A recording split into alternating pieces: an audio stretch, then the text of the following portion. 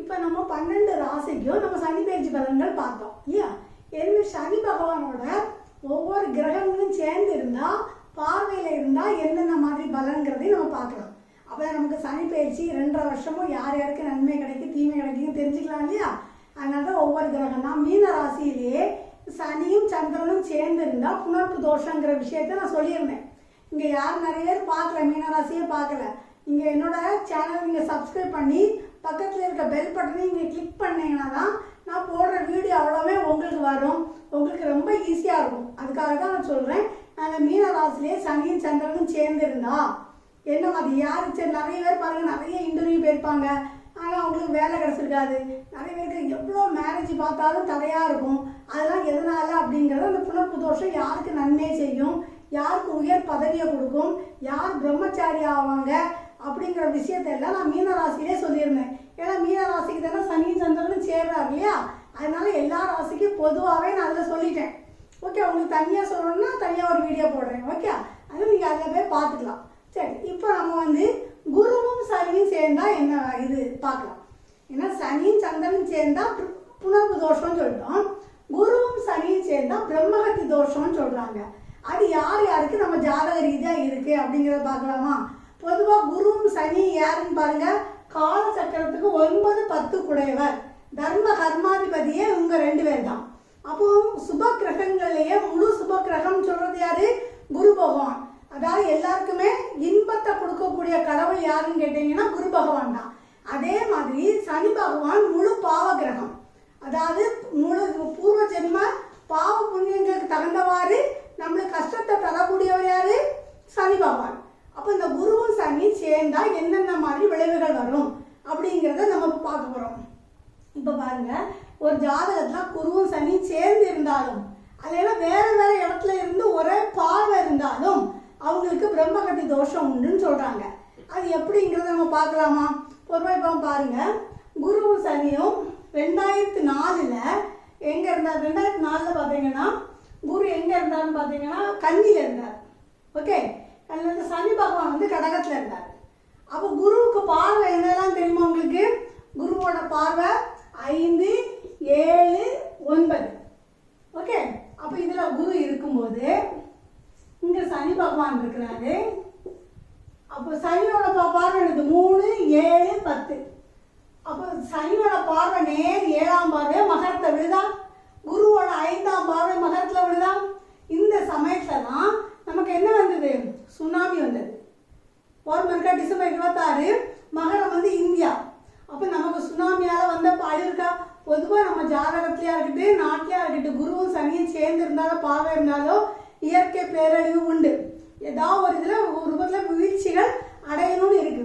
அப்போ இந்த சமயத்தில் நமக்கு டிசம்பர் 2004 இதே இது பாருங்க, குருவும் சனியும் சேர்ந்து இருக்கும்போது 2020 குருவும் சனியும் சேர்ந்து இருக்கும்போது என்ன, இந்த கொரோனா வந்தது. ஓகே, அப்போ நமக்கு எவ்வளோ அழிவு இருந்தது. அப்போ எந்தெந்த இடத்துல சனியும் குருவும் சேர்றாரோ அந்த இடத்துல எல்லாம் இருக்கு. அப்போ பிரம்மகத்தி தோஷம் ஏன் சொல்றோம் மேடம், பிரம்மகத்தி தோஷம் சிவபெருமான பிரம்மனுடைய தலையை போயதுனால தான் அவருடைய கபாலம் அவர் கையில திருவோடா மாறிச்சு இல்லையா. அப்போ அவருக்கு ஒரே பசியா இருந்தது. அப்போ அந்த ஓடு உழவும் இல்லை. அப்போ அவர் எப்படி சாப்பிடுவாரு, அப்போ அவர் அந்த தோஷத்தை எப்படி தீக்காரு, அதை பரிகாரமா நான் கடைசி சொல்றேன். இந்த இதை பார்த்துட்டு நம்ம அந்த பரிகாரத்தை பார்க்கலாம். ஓகே, அதனால தான் பிரம்மகத்தி தோஷம் இந்த குருவும் சனிக்கு வந்தது. குரு யாருங்க, பிராமணர் இல்லையா, சிவ கடவுள். சனி பகவான் யாரு, வேலைக்காரன். அதனால தான் பொதுவாக வேலை செய்ய குரு கோவிலில் வேலை செய்யக்கூடியவர், சனி பகவான் துப்புரவாளர். இவங்க 2 சேர்ந்து ஒரு இடத்துல இருந்தால் செட் ஆகுமா, ஆகாது இல்லையா. அதனால தான் குருவும் சனியும் சேர்ந்து. பர்டிகுலராக நம்ம ஜாதகத்தில் உபய ராசியில் குருவும் சனியும் சேர்ந்து இருந்தால் அவங்களுக்கு நிச்சயமாக பிரம்மகத்தி தோஷம் உண்டு. அவங்களுக்கு ஆண் வாரிசு இருக்காது. குழந்தைகள் இருந்தாலும் குழந்தைகளால் பிரச்சனை இருக்கும். குழந்தைகளுக்கு ஏதாவது ஒரு ப்ராப்ளம் வரும். அப்போ அவங்க கண்டிப்பாக எங்கே போகணும், காசிக்கு போய் தான் ஆகணும். காசிக்கு போய் அந்த பிரம்மகத்தி தோஷத்தை எப்படி தீர்க்கணுங்கிறத நான் கடைசி பரிகாரமாக சொல்லித்தரேன். நம்ம இதை பார்த்துக்கிட்டு சொல்லலாம். சரி, இப்போ நான் குருவும் சனியும் பார்வையினால என்னென்ன வந்துன்னு சொன்னேன். இதுவே உங்கள் ஜாதக ரீதியாக ஒரு எக்ஸாம்பிள் சொன்னேன்னா உங்களுக்கு இன்னும் புரியும் இல்லையா. அதை பார்க்கலாமா. இப்போ ஜாதக ரீதியாக பாருங்க, இதை அடிச்சிடலாம். இப்போ மேஷ லக்னம், நீங்கள் எந்த லக்னமாக இருந்துக்கங்க. சரி, அப்போ மேஷ லக்னத்தை குரு இதில் இருக்காருன்னு வச்சுக்கோங்க. மாதிரி சனி பகவான் இங்கே இருக்கார். பொதுவாக குருவும் சனி இப்படி 7ஆம் இடத்துல இருந்தாலும் பிரம்மகத்தி தோஷம் தான். ஓகே, சரி. இப்போ இவரோட பார்வை பாருங்க, குருவோட பார்வை 9ஆம் பார்வையா 10ல் படுது இல்லையா? அவருக்கு 5, 7, 9 உண்டு சொல்லுங்க. அப்போ சனி பகவான் 3ஆம் பார்வை உண்டா, அவர் 10ஆம் இடத்துல பாருங்க. இப்படி ஒரு ஜாதகம் இருந்தால் இந்த ஜாதகர் கர்மாக்கே பிறந்திருக்காருன்னு எடுத்துக்கலாம். இவர் கர்மத்தை தொலைக்கிறதுக்காகவே வந்திருக்காருன்னு எடுத்துக்கலாம். ஏன்னா 10ஆம் இடம் கர்மா. அப்போ நம்ம என்னதான் நீங்கள் இருந்தாலும் நம்ம பிறக்கும்போது என்ன இருந்தோ அதை நம்ம அனுபவிச்சுட்டே ஆகணும்.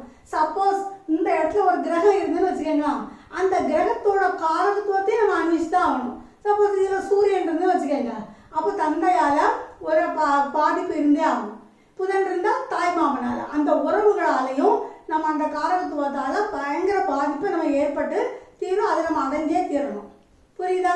இப்போ பாருங்க, இப்போ குரு இப்போ 12ஆம் இடத்துல இருக்கான்னு வச்சுக்கோங்களா. குரு 12ல் இருக்கிறார். 12ல் இருந்தாச்சு, நேரம் எங்கே பார்க்குறாரு, 6ஆம் வீட்டை பார்க்குறாரு. ஓகே, 6ஆம் வீட்டை பார்க்கும்போது 7ஆம் இடத்துக்கு அது என்ன இடம், 12ஆம் வீடு. நம்ம லக்னத்துக்கு 12ஆம் வீடு. இந்த மாதிரி குரு 12ல் இருந்து 6ஆம் வீட்டை பார்க்கும்போது 7ஆம் இடத்துக்கு 6ஆம் இடமா வரும்போது எப்படி இருக்கும், திருமண வாழ்க்கை எப்படி இருக்கும், ரொம்ப கஷ்டமாக தான் இருக்கும். அப்போ இவங்களை பார்த்தோன்னு நம்ம சொல்லிடலாம், இவங்களுக்கு வேற ஒரு தொடர்பு இருக்குது அப்படிங்கிறத நம்ம தெரிஞ்சுக்கலாம். ஓகே, அப்போ இதில் குருவும் சனியும் 12ல் சேர்ந்து இருக்கும்போது, நான் சேர்ந்து இருக்கும்போது சொல்லிட்டேன், நேர் சப்தமாக பார்வை இருக்கும்போது சொன்னேன், உலக ரீதியாக என்ன நடக்குங்கிறதையும் சொல்லிட்டேன்.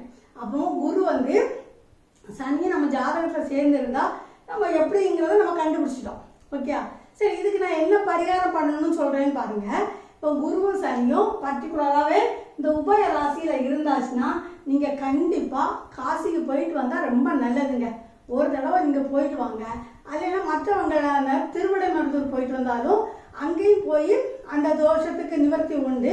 இருந்தாலும் முதல் இடம் காசி தான். ஏன்னா சிவபெருமான் திருவோடையேந்து இருந்தார் இல்லையா, அப்போ அவர் அங்கே போய் அன்னபூர்ணி தாயிட்ட போய் அவர் வாங்கின பிறகு தான் அவருக்கு அந்த திருவோடு கையிலேருந்து விழுந்தது. எல்லாருக்கும் அந்த கதை தெரிஞ்சிருக்கும் இல்லையா? அப்போ நம்ம என்ன செய்யணும்னா, அங்கே காசிக்கு போன பிறகு 3 நாள் அங்கே தங்கி எல்லா திருவோடு எடுத்து எல்லாத்துக்கும் நீங்கள் காசு பிரிக்கணும். ஓகே, காசு பிரித்து அந்த பணத்தை எடுத்து நீங்கள் அன்னபூர்ணி தாய்க்கு உண்டியலில் போடுங்க. அது அன்னதானத்துக்கு நம்ம போடும்போது நம்மளுடைய பிரம்மகத்தி தோஷம் விலகும். அப்போ அங்கே சிவபெருமான் இருக்கார் இல்லையா, அவருக்கு நீங்கள் கங்கை நீரை எடுத்து அவருக்கு ஒரு அபிஷேகம் பண்ணிட்டு வாங்க. அப்போ அதை என்ன செய்யணும், 3 நாள் நீங்கள் அங்கே தங்கணும். ஏன்னா சனி பகவான் இரவுக்கு காரணம் இல்லையா, அந்த 3 நாள் நீங்கள் அங்கே தங்கி செய்தாச்சுன்னா இந்த தோஷத்துலேருந்து நம்ம விடுபடலாம். இது எந்த இடத்துல இருந்தாலும் ஒரு பாதிப்பு தான், ஏதாவது ஒரு ரூபத்தில் அது பாதிச்சுட்டு தான் இருக்கும். சரியா? இப்போ நான் சொன்ன மாதிரி பாருங்க, குருனா குழந்தை, சனி பகவான்னா செருப்பு எடுத்துக்கலாம், எண்ணெயும் எடுத்துக்கலாம். இப்போ நீங்கள் இதுக்கு இப்படி இதை பார்த்தே உங்களுக்கு பரிகாரம் சொல்லிடலாம். அப்போ ஒரு குழந்தைகளுக்கு அநாத ஆசிரமத்தில் உள்ள குழந்தைகளுக்கு நீங்கள் செருப்பு தானம் கொடுத்து பாருங்க, எல்லா பிள்ளைகளுக்கும் கொடுங்க. அது ரொம்ப நல்லது. இந்த மாதிரி தோஷங்கள் இருந்தால் விலகும். அப்புறம் நல்லெண்ணெய், சனி பகவானா நல்லெண்ணெய், நீங்கள் சனி பகவானுக்கு நல்லெண்ணெய் வாங்கி கொடுங்க. கோவிலில் நல்லெண்ணெய் வாங்கி கொடுத்தாலும் உங்களுக்கு குறையும். குழந்தைங்களுக்கும் வாங்கி கொடுக்கலாம், கோவிலில் நல்லெண்ணெய் தீபம் வாங்கி ஏற்றுறதுக்கும் நீங்கள் வாங்கி கொடுங்க. இதில் குரு பாருங்க மரம், சனி பகவான் நிழல். அப்போ என்னங்க நீங்கள் நிறைய மரம் வைக்கலாம். இப்போ நம்ம மரத்தெல்லாம் வெட்டிட்டுலாம் இருக்கிறோம் இல்லை, நிழல் தரக்கூடிய மரங்களை நீங்கள் வளர்த்தா மேக்சிமம் சனி பகவான் புளிப்புனால புளிய மரம் நீங்கள் வச்சாச்சுன்னா உங்களுக்கு ரொம்ப சிறப்பு. அதுவும் நமக்கு தோஷத்தை குறைக்கும். குரு பகவானா என்ன தங்கம், சனினா யார், வேலைக்காரன். அப்போ உங்கள் வீட்டில் வேலை செய்யக்கூடியவங்க ஒரு வேலைக்காரங்களுக்கோ வீட்டில் ஒரு திருமணம் நடந்தால் தாலிக்கு தங்கம் வாங்கி கொடுங்க, அதுவும் நமக்கு தோஷம் குறையும். அப்போ நமக்கு எதுனாலும் ஒரு தானம் கொடுக்கும்போது இந்த குரு சனி பகவானுடைய தோஷத்தை நம்ம விளைக்கிடலாம். ஓகே மேடம், எங்களுக்கு தானம் கொடுக்குற அளவுக்கு பணம் வசதி இல்லை மேடம். அப்போ நீங்கள் என்ன பண்ணணும்னா, நித்தியமாக தானம் போட்டுகிட்டே இருக்காங்கல்ல கோவிலில், அந்த கோவிலில் போய் விளம்பி கொடுங்க. நிறைய பேருக்கு நீங்கள் சாப்பாடு விளம்பி கொடுத்தாலே போகிறீங்க. நம்ம கையில் பணம் இல்லாட்டாலும் நம்ம அவ்வளோ பேருக்கு கொடுக்கும்போது கூட அந்த பரிமாறும்போது கூட நமக்கு அந்த தோஷங்கள் குறைய வாய்ப்பு இருக்குது. ஓகே, இப்போ இன்னொன்று என்னென்னா, குருவும் சனினால வேலைக்கிழமை யமகண்ட நேரத்தில் சனீஸ்வர பகவானுக்கு ஒரு அர்ச்சனை பண்ணுங்க, ஒரு அபிஷேகங்கள் கொடுங்க. கொடுக்கும்போது இந்த குரு சனி பகவானுடைய தாக்கங்கள் குறையும். ஓகேயா? அப்போ உங்கள் ஜாதக ரீதியாகவும் நான் பலன் சொல்லியிருக்கேன். உலக ரீதியாகவும் என்ன நடக்கணும், சப்போஸ் இப்போ கூட ஜாதக 2025 பாருங்க, குரு பகவான் இங்கே வராரு, சனி பகவான் மீனத்தில் வராரு. ஓகே, இந்த 2 குருவோட 7ஆம் பார்வை தனுசுல படுது, சனியோட 10ஆம் பருவம் தனுசுல படுது. அப்போ ஒரு பாதிப்பு இருக்கா? இந்த தனுசு எந்த நாடெல்லாம் குறிக்குமோ அந்த நாட்டுக்கு ஒரு பாதிப்பு வருமா? நிச்சயமா வரும். ஓகே, அப்போ நம்ம அதில் கவனமாக இருக்கணும்னு சொல்லிட்டேன். ஓகே, நாளைக்கு நம்ம சனியோட வேற கிரகங்கள் சேர்ந்துருந்தா என்ன பலங்கிறத பார்க்கலாம். நன்றி, வணக்கம். அண்ட் இந்த வீடியோ உங்களுக்கு பிடிச்சிருந்துன்னா மறக்காமல் லைக் பட்டனை ப்ரெஸ் பண்ணிடுங்க. அண்ட் கூடவே இருக்க சப்ஸ்கிரைப் பட்டனையும் ப்ரெஸ் பண்ணிடுங்க.